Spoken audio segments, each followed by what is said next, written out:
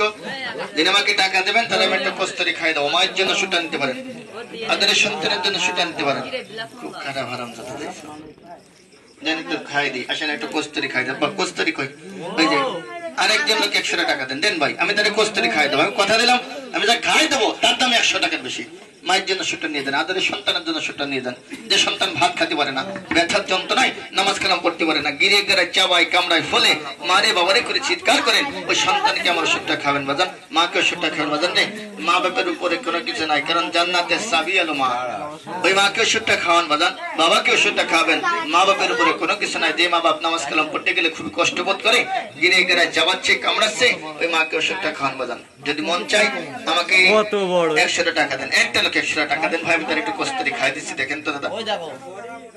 দেন 100 টাকা দেন কোন ব্যক্তি আছেন দেখেন তো গ্যাস্ট্রিকের সমস্যা ভাত খেতে পারেন না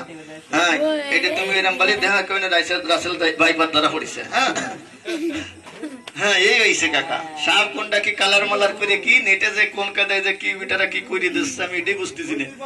রাসেল ভাইবার সাপ খালি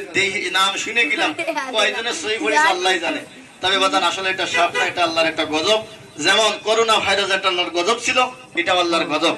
যাই হোক সব থেকে সাবধানে থাকবেন যাই হোক সাপ থেকে আপনারা সাবধানে থাকবেন কারণ বিপদ তো কখনো বুঝে কেউ আসে না সবসময় জন্য সতর্ক থাকবেন নিজের সতর্ক থাকা নিজেই ভালো এই জন্য